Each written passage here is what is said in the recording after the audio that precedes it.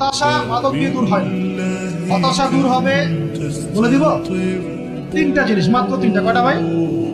এক, 5 ওয়াক্ত নামাজ। এক কি? নামাজে আপনি অজু করে সিজদা দেন, ইনশাআল্লাহ আপনার মনে প্রশান্তি না আসলে আমাকে এসে বলেন যে আসেন। চোখের পানি, মনের আবেগ যা আছে আপনার ভিতরে, কষ্ট, দুঃখ, যন্ত্রণা, সব আল্লাহকে ঢেলে দিবেন। নিজের আবেগ ধরে রাখবেন এখানে, আপনি আল্লাহর জন্য ঢেলে দিবেন। মানুষকে আবেগ দেখা কি না? মানুষ আপনার চোখের পানির মর্ম বুঝবে? মানুষ কি মানুষের চোখের পানির মর্ম বুঝে? আপনার পিতা যদি মারা যায়, আমার কাছে এসে দোয়া চান, কান্নাকাটি করে, আমি দোয়া করতে পারবো, কিন্তু আমি কিন্তু আপনার ফিলিংসটা বুঝতে পারবো, আপনার অনুভূতি কে বুঝতে পারবেন? আল্লাহ পাক আপনার ঘাড়ের রগের চেয়েও কাছে আছে।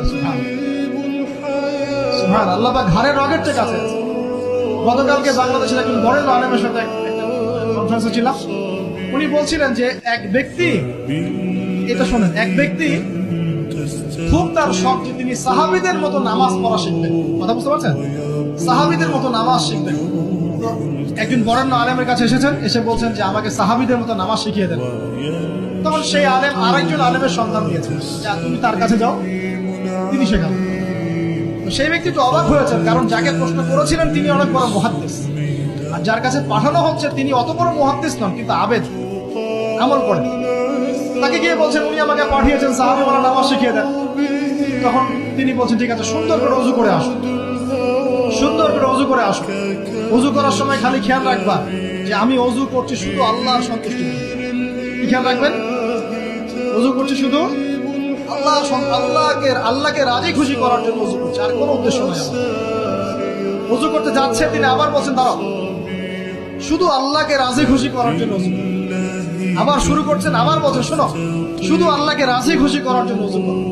এভাবে বলতেই আছেন, নামাজে দাঁড়িয়েছেন, দাঁড়ানোর আগে বলছেন শোনো, শুধু আল্লাহকে রাজি খুশি করার জন্য নামাজ পড়ো। বলতেই আছেন। এক পর্যায়ে সে ব্যক্তি নামাজ শুরু করলো। নামাজে মনোযোগ এদিক ওদিকে যায়, আর তার মাথায় এটা আসে, শুধু আল্লাহকে রাজি খুশি করার জন্য, শুধু আল্লাহকে রাজি খুশি করার জন্য নামাজ পড়তে হবে। এই চিন্তা তার মনের মধ্যে ঘুরপাক খাচ্ছে। এভাবে নামাজটা সে শেষ করেছে। শেষ করে চিন্তা করছে যে নামাজ তো পুরোপুরি মনোযোগ দিতে পারলাম না। বারবার মাথার মধ্যে এরকম চিন্তা আসছে, আল্লাহ আমাকে মাফ করে দাও, নামাজটা আমার মনে হলো না ঠিক মতো। তখন সে ফিরে এসে তার সে ওস্তাদকে বলছেন আমার তো নামাজ এরকম করে পড়লাম, কিন্তু শেষমেশ মনে হলো যে নামাজটা হয়তো কবুল হয় নাই, আল্লাহর কাছে খুব মাফ চাইলাম, আল্লাহ মাফ করে দাও, নামাজটা হলো না। তখন সেই যে প্রথম ব্যক্তি যিনি পাঠিয়েছেন তিনি বলছেন এটাই হলো সাহাবী বলা নামাজ। তারা আল্লাহকে রাজি খুশি করার জন্য নামাজ পড়তেন, নামাজ শেষ করে আল্লাহর কাছে ইস্তেগফার করতেন, আল্লাহ কিছুই হলো, কিছু